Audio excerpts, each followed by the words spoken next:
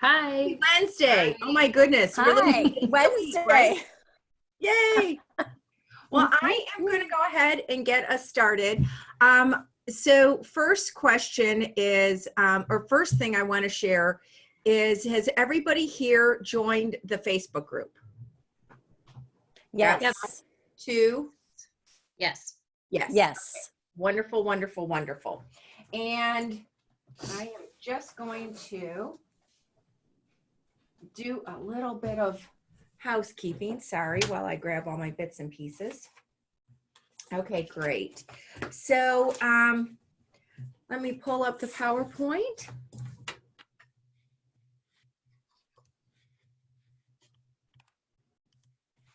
And share my screen. We're going to do a lot of sharing of screen today. Okay, can everybody see that? And let's do slideshow. Right from the start. Okay, well, we know who I am. So the biggest thing I wanted to do, since all of you have done it, thank you so much for joining the Facebook group. And then the other thing that I often do under participation rules is to make sure everybody's got their camera going. So thanks for everybody having your camera going. And I think, Lindsay, I didn't see you last week. Which one of you is Lindsay? I know who Amy is. I am. Hi, Lindsay. Thank you. And then Lisa, thanks for joining us. I just finished uploading the video. I just have to do a couple more tweaks, and then I will put that on the Facebook page. Okay, and Amy, I'm glad to see that you are back with us. Welcome, welcome, welcome. So Thank you. Thanks so much, everyone, for being here. The next thing that I want to do, we've already done the Facebook group, so you're all on that. Great. Next question, Amy and Lindsay, I know that you were there last week. Can you share with me some of the things that you took away from last week's call with regard to the site selection professional mindset?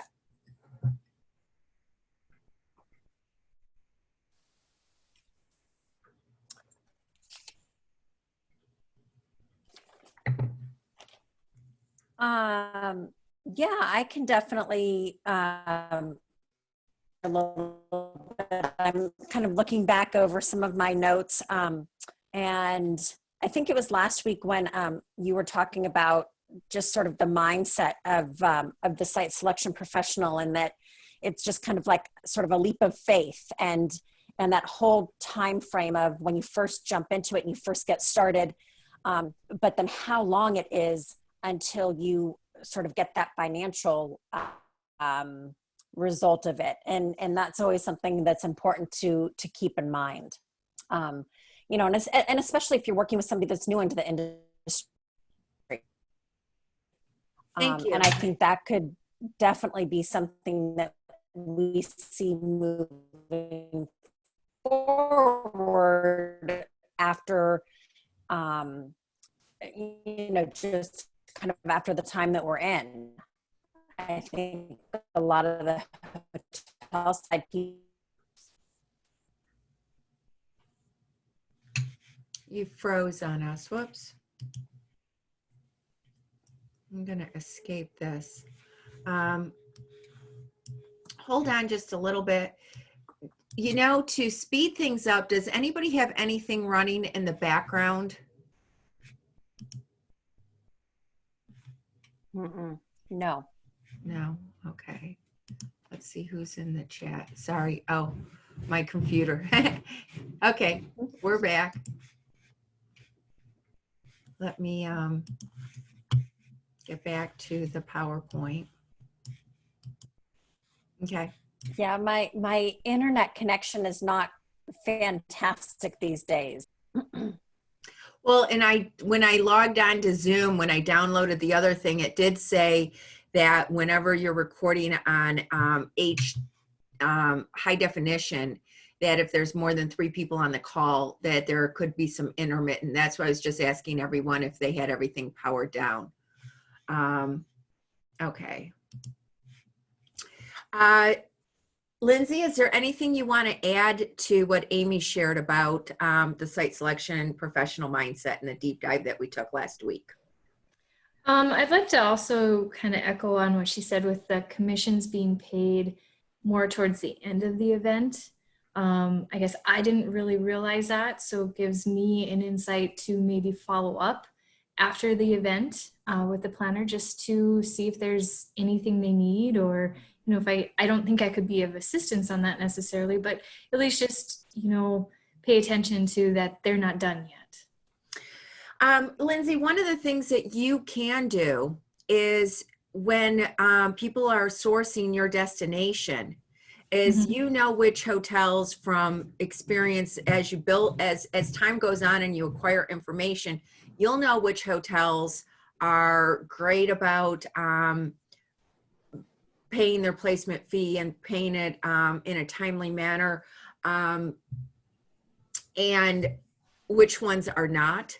And so when the site selection professional is asking you, hey, it's between this hotel, this hotel, this hotel, you can like in a nice way advise them that you've heard maybe from other third parties that these two pay promptly, that, they all pay, but these two pay promptly, that sort of a thing. That's how you could use it as a destination management organization. Okay. Makes sense. Lisa, we just dive deep. Now, the thing that I want to share with you that I didn't tie together in last week's session, and I apologize that someone's working on the air conditioning above on the roof, and I'm on the second floor, so the third floor is the roof, and they're walking back and forth. So if you hear this jumping around, that's what it is. It's people walking on the roof fixing their, not my unit, but someone else's unit is in need of air conditioning. So, but as I was sharing, tying this, that deep dive into the site selection professional's mindset is, it goes back to the webinar. And in the webinar, when I said, we are your client, site selection professionals are your client versus your partner. Well, how I want to tie those two things in together is understanding how long it takes us to build a portfolio. And then when we've acquired a good portfolio and we're working with our clients, by the time we start making money, steady money and real money, we're, as you can appreciate, pretty possessive of those clients. Does it, so do you understand like why, when it takes so much time and someone, let's say, Amy, since you've been with us for two sessions here, I'm gonna use you as an example. Let's say, Amy, you know someone, you worked with someone's client from when you were in Santa Barbara, and now you're in Hollywood, and you haven't been able to get a hold of the site selection professional, but you know the client. When you pick up the phone and call the client, that's why, because there might be a reason. It might be that the person is overwhelmed because their business is doing so good, and that particular program might be a year out, and they're working on a program that's 6 weeks out. And that's why they might not be calling you back. It might, so, but if you do call them because you do have the relationship, and Amy, I'm just using you as an example because we have some rapport. I don't mean it as something that you would do. But I think it's helpful if we use the people that we have here. When you call that site selection professional back, or the client will call the site selection professional and say, hey, I heard from Amy, I just gave her this information. I want you to know the site selection professional most likely will have, I would say 80% of the time. 20% of the time, it's not going to be a challenge. 20% of the time, it's not going to be a challenge when you reach out to the client directly, because either the site selection professional has an excellent relationship with their client, and they are, always on the same page. They always see eye to eye.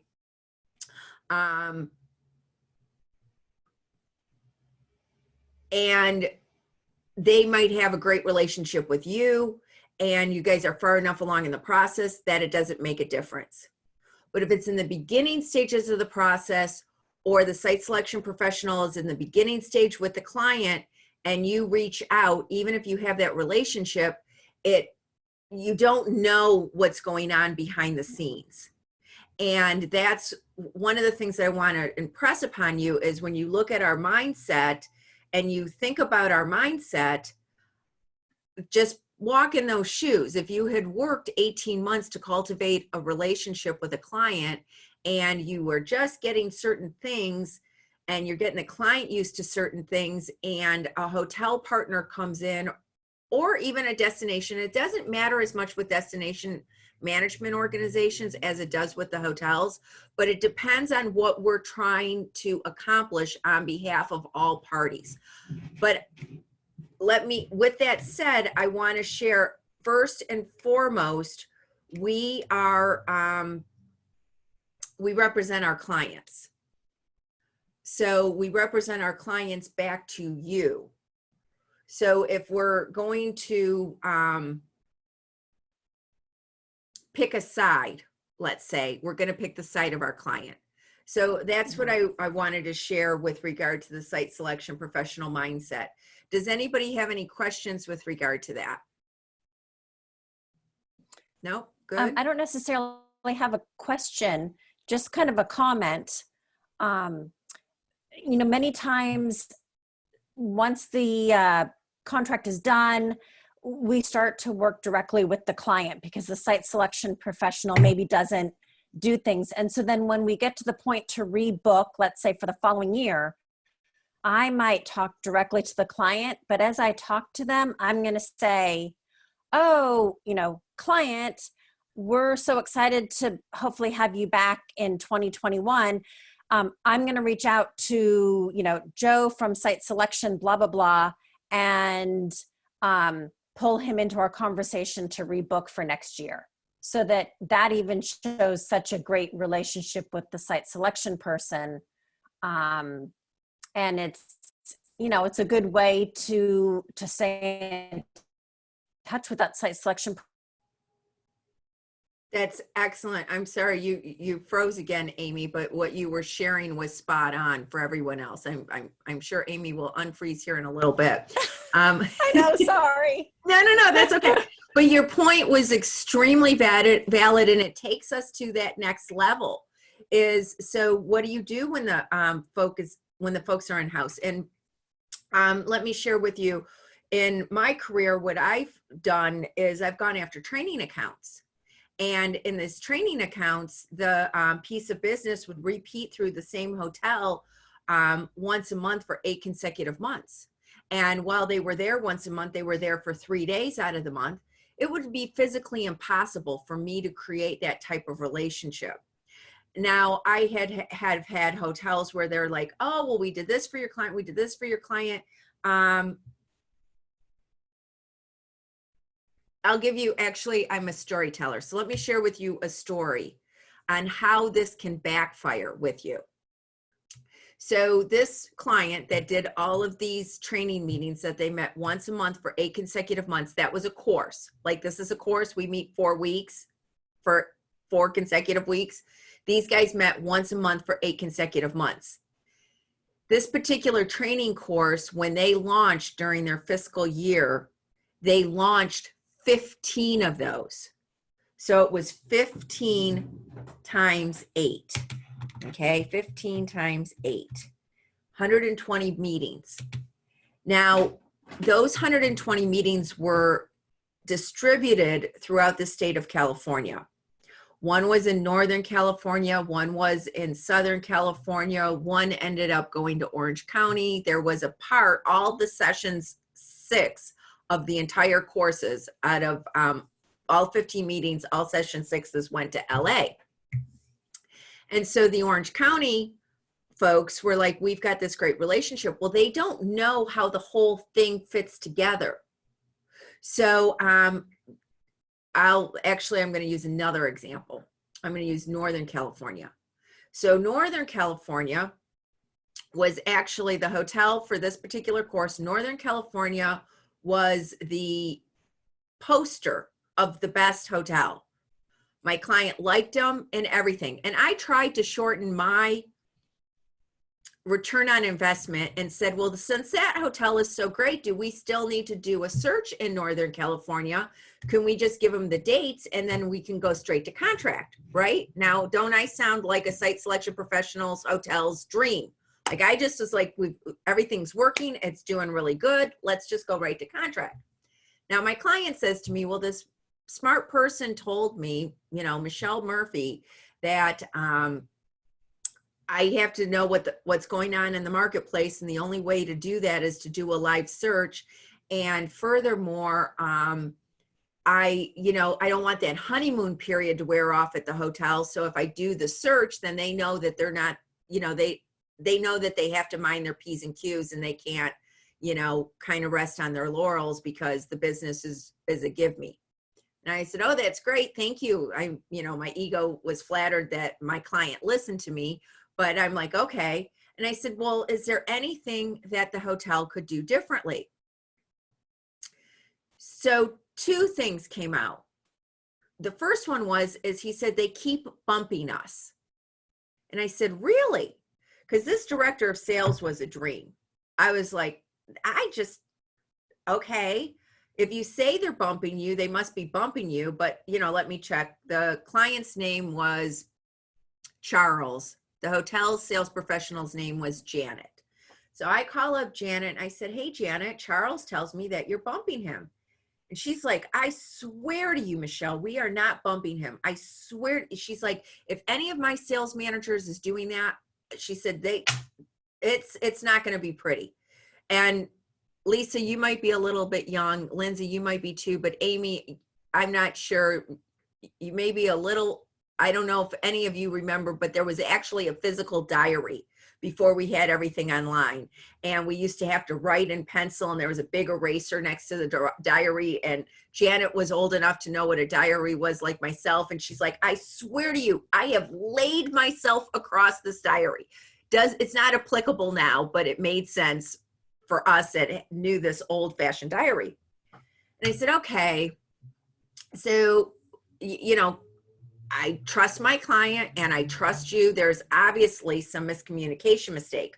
Report back to my client. He's like, no, they're bumping us. She's like, I swear to you, I'm not bumping them. Well, while she's figuring this out, she's like, Michelle, we've done so much for this group. We've done so much. And I said, okay, well, what have you done? Because they had a concession list that was like, geez Louise, it was the state per diem. They had this concession list that was like as long as my arm. I'm like, what more could you possibly do for this client? She said, well, one of the facilitators likes to make chili. So our chef lets him make chili in the kitchen. And I'm like, okay, that's really kind. I get you're in the hospitality industry but this is a state government agency. That's a huge liability. They're not covered under your insurance. Like, thank you for being so hospitable, but that's like, whoa, I wish I almost didn't know that because now I've got to disclose it. That's like a big challenge. Well, fast forward to so we work through that challenge, but then the second challenge is that we find out what's happening. And my client, so hotel people, even Lindsay, you probably know this as far as a destination. When we say bumping, we think that they have been kicked out of the hotel, right? Or we think that, they said that they were going to get salon A and we put them in ballroom B, right? Completely, that's bumping. Well, what my client wanted was when he started the program for session 1 through session 8, he wanted that always to be in the same meeting room. And as I explained to you, these overlapped. So it was physically impossible to do that. And Janet did a spreadsheet and pointed it all out, but it wasn't until she did the spreadsheet that the light bulbs went off for both parties on what it meant as bumping. But that's an example of, there's like so many things that are happening behind the scenes that a hotel person might not know about, and we can't talk about because we have an implied non-disclosure agreement about the inner workings of our clients. So for instance, this guy who was making the chili was my client's guy. And he wasn't just working at this hotel, he was booking at some of the other hotels throughout the state. And the reason they all love that hotel is because the hotel allowed him to do things that weren't well, and other hotels weren't allowing it, which was the right thing, and limited the liability of both the hotel and my client. But I couldn't tell the other hotels that information. So you see, when you talk to the client directly, there might be something happening that you don't know about that we're trying to work out. Is that helpful? And I just wanted to go through that information so that you can understand that yes, when you go to rebook it, absolutely make sure to include the third party. The other reason that you want to make sure to include the third party is you'd probably be talking to the guy who did the chili. In this case, that guy wasn't the decision maker. The decision maker was my client who was figuring it out. So when you do have that conversation, absolutely, and please continue to have those conversations. I wouldn't want you to not have those conversations. That would be negligent for me to even suggest that, or any other third party. Negligent, unethical, like not good. But you want to loop the third party in, because we then will incorporate our client. So I wanted to go into that. Now, then the next thing is the calls to the site selection professionals. Lisa, I apologize because you didn't have all the questions and I didn't put the video up. So you probably didn't get to them. Lindsay, you had a question for me. Before I get to your question on that, I wanted to see, Amy, did you, I know you reached out to someone because Christine Carley said hi. So Right. Yes. how did that go for you? The conversations went really well. I was able to speak with 3 people in the last week, and then I've got another one set up for Friday. So I didn't get through all 10.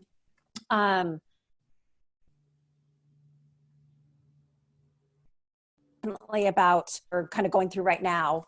But they were good conversations, and they were actually, everybody was kind of excited to hear about this course, and that I was, taking this class and doing something to learn about the industry and to better myself during this time. Good. And, so go ahead. Most of them were, well, 2 out of the 3 are based in California. One is based in Dallas, but has a big California clientele. And so in terms of their top cities, when I was asking that, a lot of it was California-based bookings for all 3 of them. Perfect. Well, then that's good. So you're seeing how that works. When you have those 3, just go ahead and load those into the Facebook group. So to answer your question, Lindsay, and Lindsay, if someone needs help, like reaching out to site selection professionals, I have a list that I can help give you. If you want to, just reach out to me. If you could, for that question, reach out to me on the Facebook group, because I want to get some of that chatter going on the Facebook group. That would be great. The purpose is, yes, you may well find people that book in your destination, like Amy did. She found somebody in Dallas who's booking in California. Amy's hotel is in California, so that's going to be helpful. But she probably also talked to like Christine Carley. I'm sure Christine Carley has business. She's with Helms Briscoe. She has business outside of California as well. And when she puts those destinations up, one of those destinations might be your destination, Lindsay, or it might be your destination, Lisa. And then you can look at that. And when everybody does it, then you can grab from each other's information because it's going to be made public. And that's one of the exclusive things that you get as far as the Hospitality Sales Masterclass is you're going to have this growing list that it's not just you making the dials. So with everybody making the dials, you're going to find someone that you may or may not have known books into your region that you can then reach out to. Does that answer your question, Lindsay? Yep. Okay. Yep, it does. Good, good, good. Okay, so now we're going to go into today's meat and potatoes, and we're going to talk about how to draft a proposal that gets the attention of a site selection professional and gets us excited and gets the attention of our clients. And I'll show you how this works a little bit when I share my screen with you with regard to Cvent. So the first thing is read the RFP 3 times, okay? As I shared, I'm a former Helms Briscoe associate. So I've been to, as you know, I love personal and professional growth. So whenever Helms Briscoe did a regional conference, I would go to the regional conference, and you know, there were different roundtable discussions on best practices, and inevitably, or at lunch or at breaks, if you wanted to be a fly on the wall, the biggest thing, I'm going to use some adult language here, the biggest thing that third parties bitch about is that hotel, and mostly it's hotels because they're filling out the RFP, but maybe a destination, it depends if it's a citywide. They're like, read the RFP. Could you please just read the RFP? And so read it once for everything that you are looking for. Like, does it have history? Does it have flexibility of dates? Does it have hot buttons? You know, those sorts of things. Read it the second time to see what it doesn't have. If you know you read it and it has the hot buttons and it has flexibility of dates, but it doesn't have the history, then you can follow up on the history, and then read it a third time just to check and balance. You know, does it make sense? Like, I see the meeting space starts on Tuesday, but the guest rooms also start on Tuesday. Maybe they should need meeting guest rooms on Monday, that sort of thing. So you want to read the RFP 3 times. And the biggest reason that I say that for this particular group is because it's the biggest pet peeve of site selection professionals. Your big pet peeve is that we don't return phone calls or answer emails in a timely manner. Our pet peeve is that the RFP doesn't get read.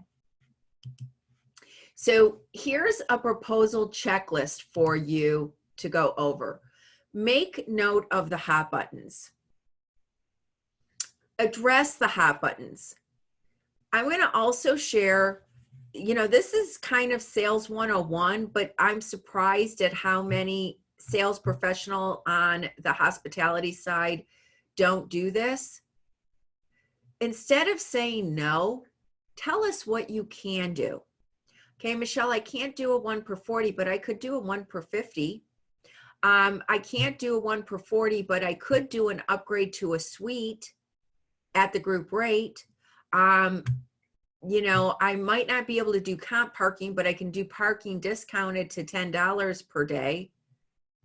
So make note of the hot buttons and always address the hot buttons. And rather than use no, tell us what you could do.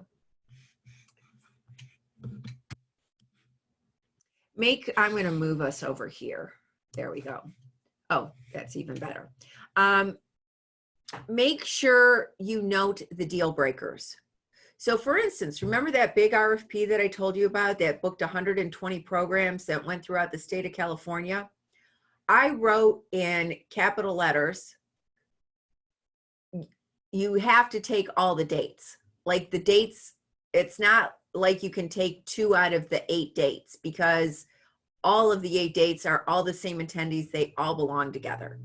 And I would get hotels that would submit proposals with, like, 2 dates or 1 date or 5 dates. And they just weren't looking at what the deal breakers were.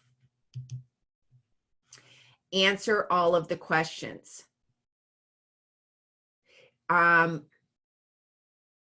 So when you start talking to a site selection professional that knows their client very well, in addition to that, they also, they also know what it's going to take for you to get this business. They know to ask certain questions. So some of our clients, it might be that we need 100% allowable attrition. We can back it up with history, but because of how they're funded, they can't get into a contract that has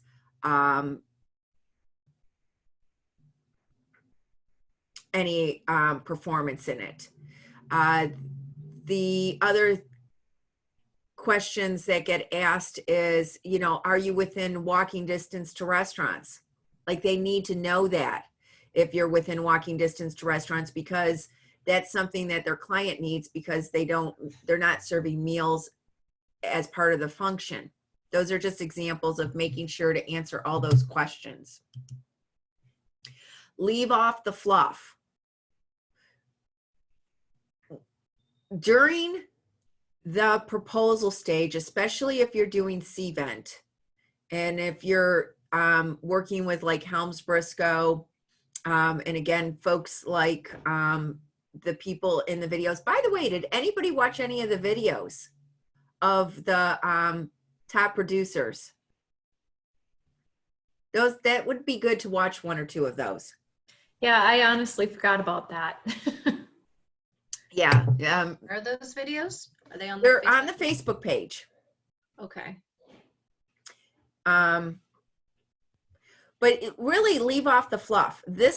So when you're in the proposal stage, it's like dating.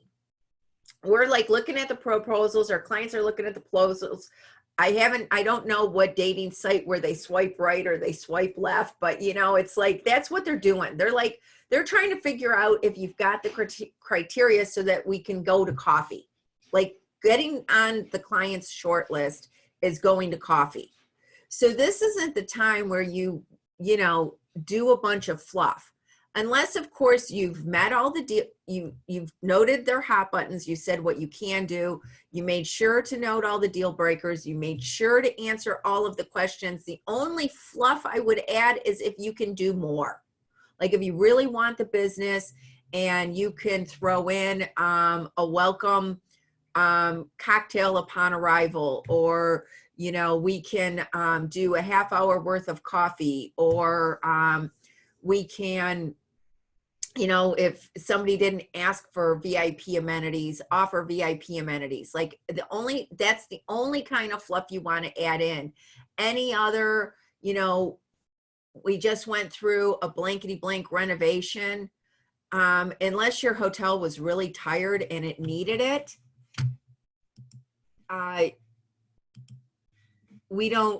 that's not important to us. Okay.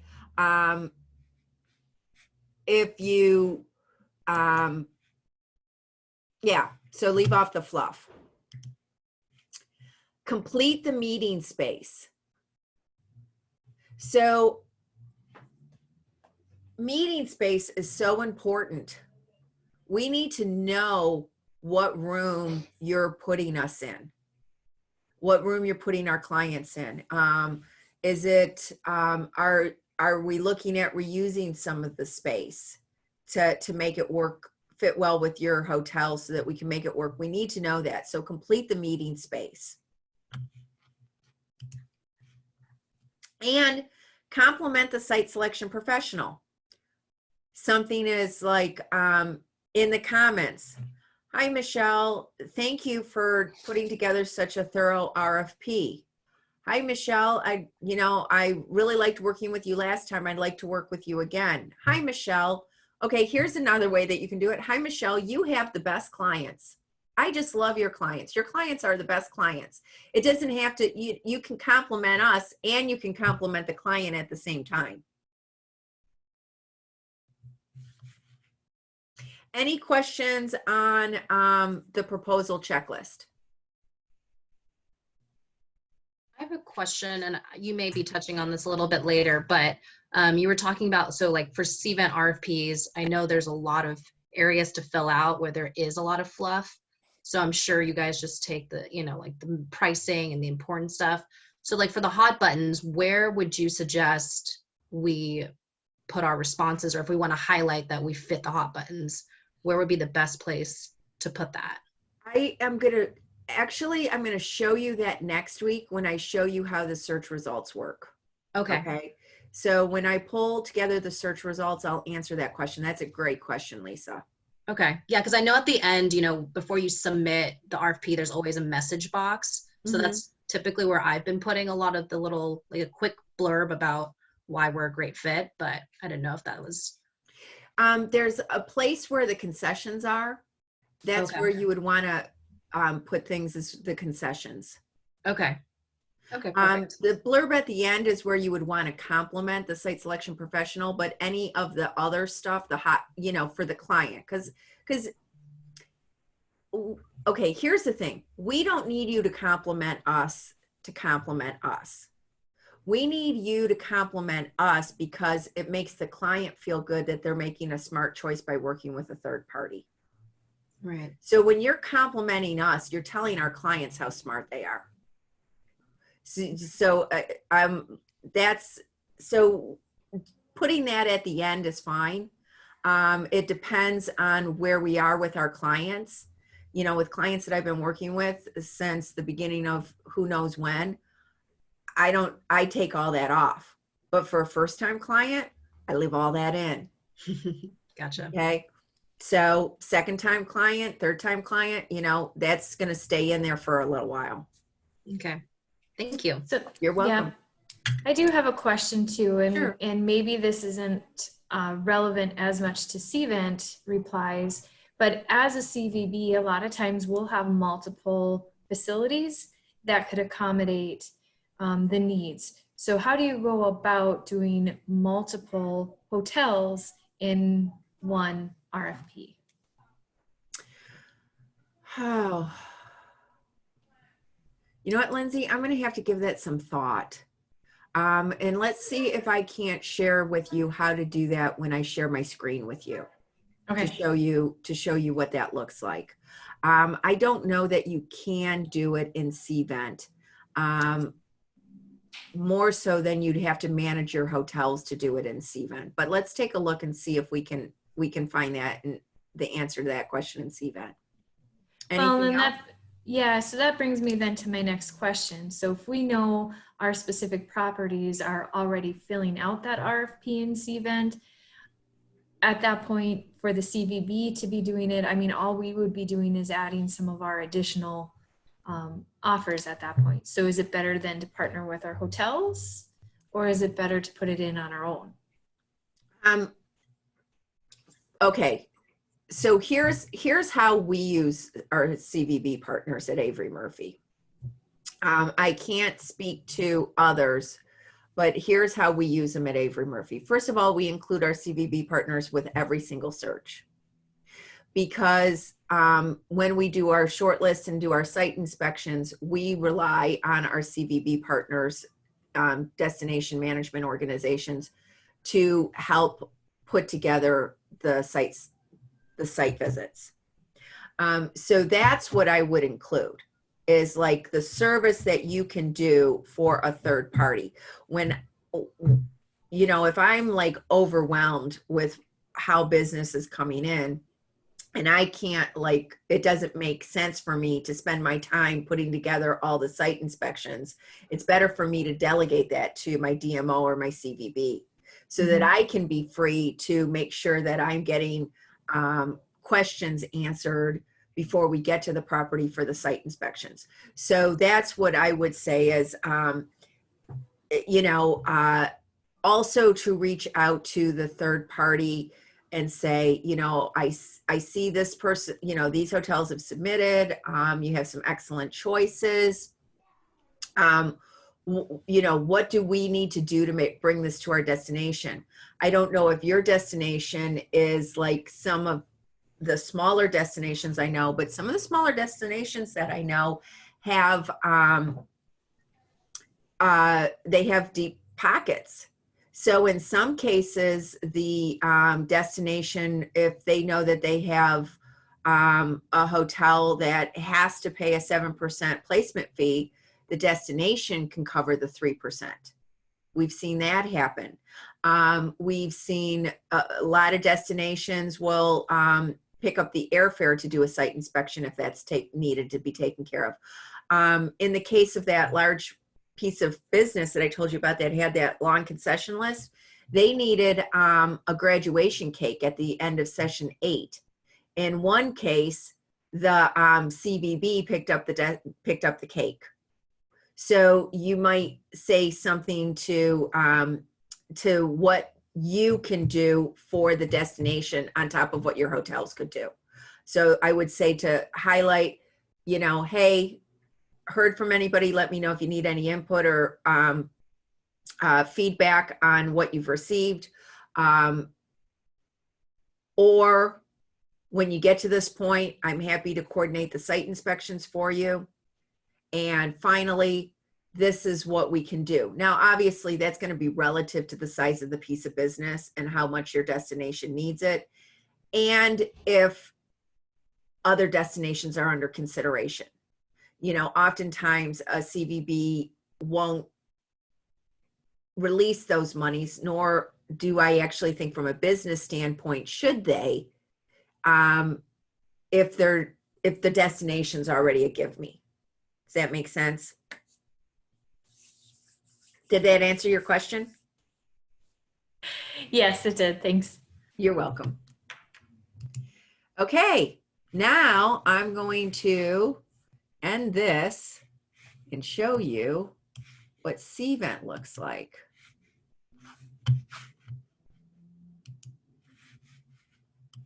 Okay, so there's the hospitality sales masterclass. Before I go on to Cvent, did everybody see the spreadsheet? Okay, cool.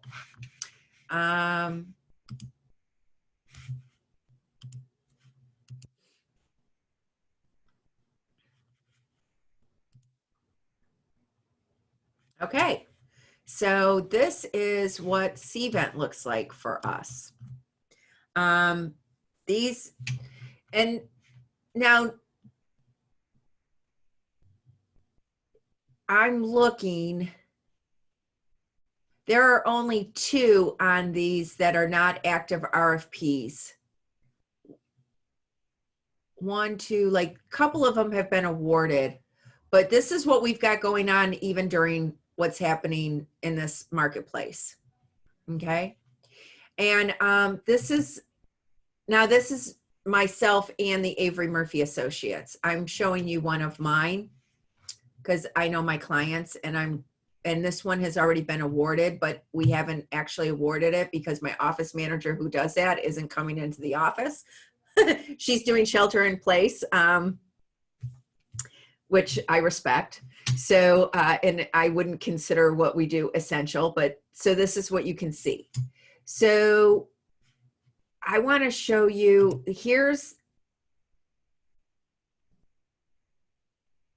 okay. Client calls me. Hotel calls me. Let's reverse this. Hotel calls me and says, Michelle, I really want this business. What can I do to earn this business? And what I will share with them is, I'm delighted to share with you, we've gotten a lot of responses. I will do this over the phone. Not all site selection professionals will do this over the phone, but I will do this over the phone. I won't put it in writing, but over the phone, I'll tell you this because I remember what it's like to be in your shoes. I would say, okay, at the West End, we got a 209 rate. At Cape Ray, we got a 173. At Wyndham, actually, this was at 173. Actually, this went down to 169. We got Hilton Del Mar quoted 174, Marriott La Jolla 173, and I'll just go down this whole thing and I'll tell them what everybody quoted. Or if I do it in writing, this is how I'll respond in writing. I'll say, we sent this to 1, 2, 3, 4, 5, 6, 7, 8, 9, 10, 11, 12, 13, 14, 15, 16, 17, 18, 19, 20, 21, 22, 23, 24, 25, 26. I sent it to over 30 hotels, let's just say. And out of over 30 hotels, 1, 2, 3, 4, 5, 6, 7, 8, 9, 10, 11 have submitted proposals. And the rates range from 173 to 239. Okay, that's how I would do it without naming names. I just looked down this list. This particular list, we had asked for the federal per diem, which is 173. So you can see a lot of the hotels didn't do that, or they went close, but they didn't get quite there. So why would, you know, in my head, I'm kind of thinking, okay, why are you quoting 174 when you could just as easily quote 173? Like that's like, that just like almost, that makes me think that David didn't read the RFP. That's what that makes me think. Okay. Same thing with Julia at the San Diego Marriott Mission Valley. 179. Okay. What's that $5 going to do for this RFP? You know, $5 times, let's just, you know, call it, I think this one was about 300 room nights. So $1,500. That's just like, again, that just looks to me like you didn't read the RFP. I actually respect the Rancho Bernardo Inn for quoting versus turning it down. Because as you can see, my client said they wanted the federal per diem, but look who made their short list. So I'd rather have you quote a rate rather than turn it down. We're going to submit the, you know, we're going to submit everybody who quotes a rate. We're not going to turn it down. So this makes more sense to me. This is just me. This is how I analyze it, looking at things at a glance without diving deeper. 205 I respect, the 239 I respect, the Hilton gas lamp I respect. So this is everything. And then since this one has actually been awarded, the hotel that got awarded this business was the Cape Ray in Carlsbad.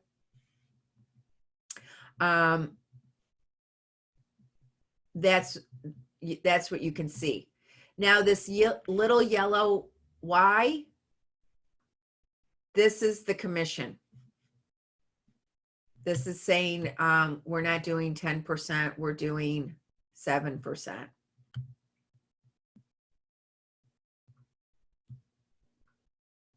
Okay. I want to show you one other one.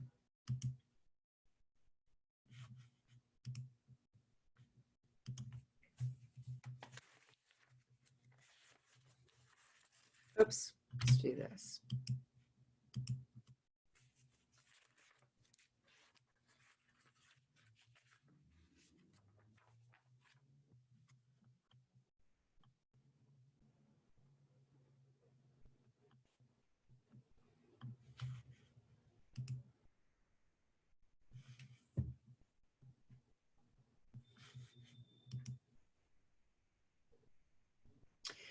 Okay, let me go back and show you the RFP details.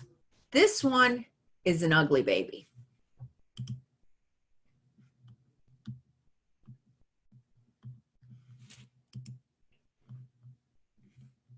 Oh, I take that back. This isn't the ugly baby of them. So it's actually a pretty nice piece of business. Just to go over the meeting space and everything. Fairly decent concession list, but it's a nice piece of business.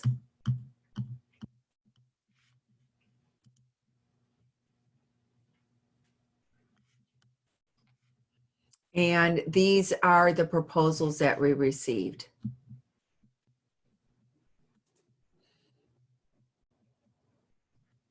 Now, I do want to take a few moments to talk about the 7% versus 10%. So, you know, some hotels,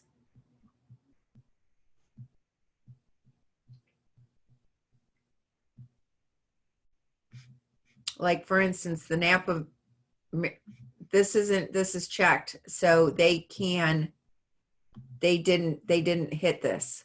So there's some hotels out there that are under that will still do 10%. Here's another one. They withdrew it, but they would do it. And this one didn't have a per diem, but the rates ranged from 185, 179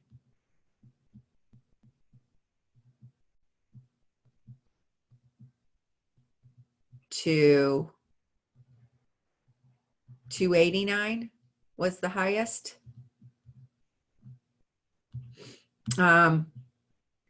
This is actually my account, but I'm teaming with Christina on it. So I don't know which hotels actually made this short list on this for this property. And I just want to take one more moment. Let's go a little bit deeper.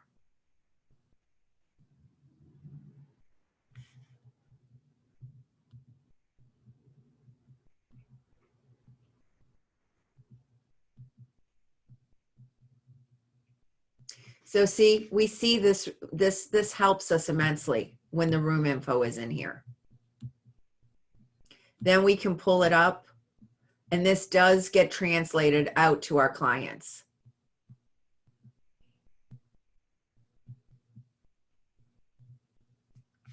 Proposed food and beverage minimum, the actual food and beverage minimum.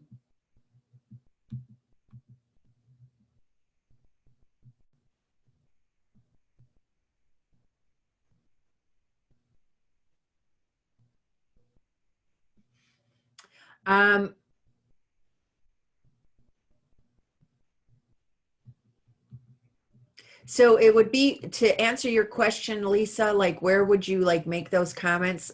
Here's concession contractual requirements. This is ours. This is what the hotel said. But this is where, like under this area, this is where you would want to put this information. Actually, this isn't ours. Ours was longer. So this is what they could do. And then this is what they added on to that. And here, Hyatts are at 7%, but this one gave us 10%.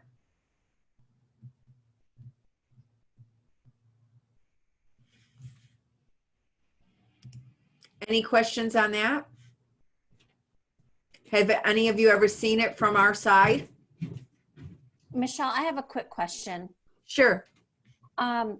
When an RFP has, let's say, 3 sets of dates that we can bid on, and, you know, 2 of the sets we can do, 1 set is a second option. You know, how does all that?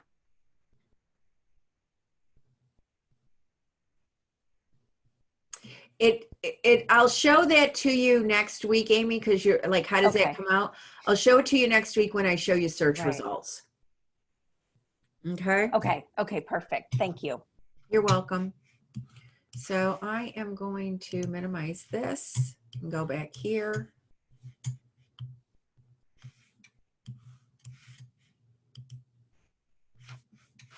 Okay. All right. So just another reminder of email subject lines for an active RFP. Where are you in the sales process with this particular client or the meeting? Sometimes you might know that a friend of mine has a large corporate account.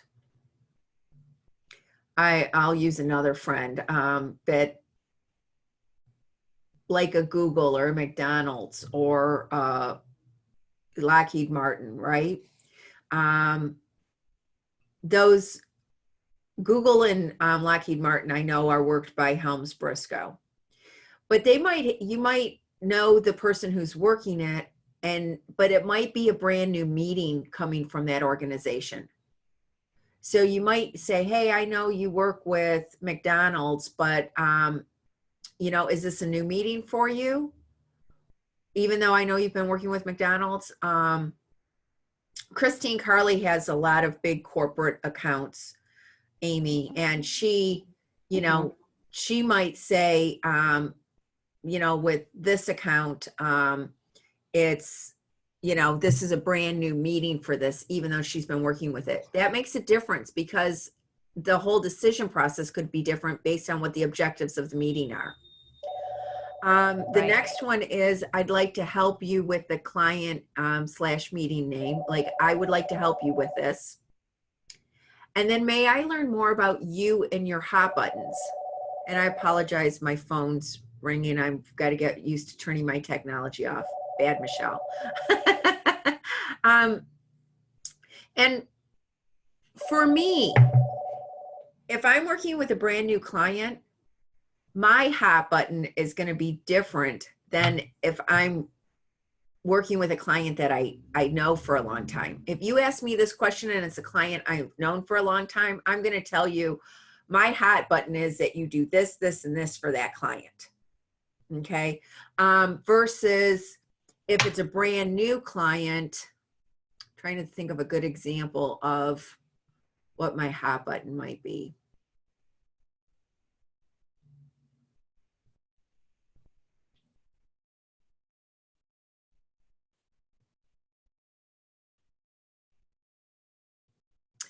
I'm going to go back to some of the first things that we talked about.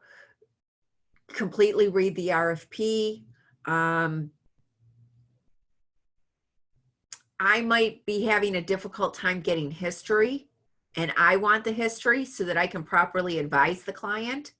So my hot button might be, I might say, Lisa, can you do me a huge favor? Can you send me an email and ask me for the history and tell me why it's important that you get that? Like, you really want this group, but, if they could reuse the space or something like that. Or I think that maybe they would get a lot better search results if they would reuse the general session space for breakouts. My hot button might be like, can you put that into the proposal so that I can help guide my client so that they can get, more bang for their buck, rather than being a space hog. I might be able to get them another couple concessions because it'll make a better piece of business. So that's, that might be like, that's actually my hot button. Like, I want to make the piece of business as attractive as I possibly can. And here's email subject lines without an RFP. The other thing I want to share is some of this is a repeat from last week. And the reason that I do this, I talked about it in the webinar. Adult learning is all about repetition. So I take the time to repeat things so that it really sinks in. So they're real simple. During our Rockstar Jam, I was looking for some inspirational videos, and I found this great one on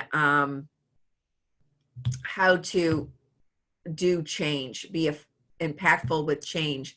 And what she said, and it's become my mantra, it's simple, but it's not always easy. So these are simple, but it might not always be easy for you to do these things because you just haven't practiced it. That's why I take the time to repeat these things. Help needed, please. That's just, to get someone to start to interact with you. Would like to work with you again. May I learn more about you and your hot buttons? Again, so what's happened in the marketplace because of, and I go back to the webinar where we talked about both sides have misused the word partner. In fact, I still catch myself because I put together the content referring to hospitality sales professionals and DMO and CVB professionals and not referencing you guys as our partners. It's taken time for me to not do that. And because the industry as a whole, we've referred to one another as partners, we forget that we are the client. And when you start to ask us more about us and our hot buttons, then we're like, that kind of makes a shift because we're like, oh, that's right. I am the client. Thank you for remembering.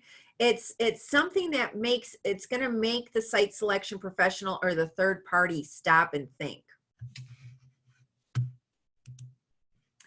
And these are the questions. I don't know, Lisa, you might want to do a screenshot just to make sure that you have it. But here's the questions to be asked over the phone for the third parties. How many clients do you work with? And you want the individuals, not companies. So for instance, like one of mine was a state government agency. It was one agency, but I worked with 10 different associates there. So I would reference all 10 of those and not the one company. And then how many meetings do your clients place annually? It's important when you do the first one, Lisa, since you weren't with us on the call last time, that you don't want names, you just want the number. Everybody's more than happy to say, I work with 10 clients, 20 clients. If they hesitate at all, then you just want to say, hey, I don't want names. I just want the number. If they even give you names, that's not something that you share with anybody else, because asking for the names of the clients would be asking somebody like, what mutual funds do you invest in? Or how much do you contribute to your 401k? This is how you can ask that, question without getting too personal with the site selection professional. Then you ask, how many meetings do your clients place annually? If they give you a range, pick the higher number. Just pick the higher number. What are the total number of room nights those meetings consume annually? Again, if they give you a range, pick the higher number. If you want to, you could put the range on the spreadsheet. That wouldn't be bad. What are the top destinations your clients select? You could get large or small. It depends. I would probably say California, and then North America. Some people might say, my clients book the major cities. Some clients might say international. If you could say, is it mostly Europe? Is it mostly Asia? See if you can't drill down just a little bit, not a lot, but just a little bit. And then you want to know the business mix of their clients. What percentage is corporate? What percentage is association? What percentage is government? And what percentage is SMERF? And so when you gather this information, you might find, I'll use Amy's example from earlier. You might find that you're talking to somebody in Dallas, but that person in Dallas books California. You might find the opposite. You might find someone in California books international. You might find someone in, New York books all West Coast. So when you find that, and everybody's doing that, you're going to know which ones are booking in those destinations. I also know that with, from being a former Helms Briscoe associate, that there are a lot of associates that had just corporate business. They didn't have any association, government, or SMERF. If you're working the association market, you don't want to talk to a Helms Briscoe associate that's working only corporate. The vice versa was true as well. There were some associates that only booked association business and they didn't book any corporate. If your vertical market is corporate, even if they're a top producing Helms Briscoe associate, if they're 100% association and your market is corporate, you're not going to want to work with them. And this is going to help you find who are the people that you can put on your list when we get back to work again and we're at our new normal and we can start soliciting. These are going to be the people that you can go, hey, there's 10 people here that I can reach out to, you know, say, hey, I heard that you talked to so-and-so from the hospitality sales masterclass, and are any of your clients coming back this way? We'd love to book some business. Whoops, sorry about that. Okay. Oh, going the wrong direction. Okay. And 10 more calls to the best of your ability. Don't, if you need help figuring out some site selection professionals, I'm happy to do that. Hey, here's a hint. Go to the Helms Briscoe or Conference Direct website and look for associates. Just had that just came out of there. But I can help you as well to target some if you'd like. And then when you do that, post them on Facebook. And if you could all do me a favor next week, even if you don't get all 10, because that can be kind of a challenge. I'll be honest with you, I'm still working on this number. I want to see if someone can do it. I might change it to doing 5 a week because it takes time. As Amy said, she reached out to people and she's gotten things scheduled. I may change it to 5, but just put what you have up there so that we can get the benefit of that momentum and everybody posting. Okay, that's it for today's call. Any closing thoughts that anybody would like to share? Thank you. You're welcome. You're welcome. Have a great rest of the day, everybody. Thanks. Be groovy. Everyone. You too. See ya. Thanks, Michelle. You're welcome.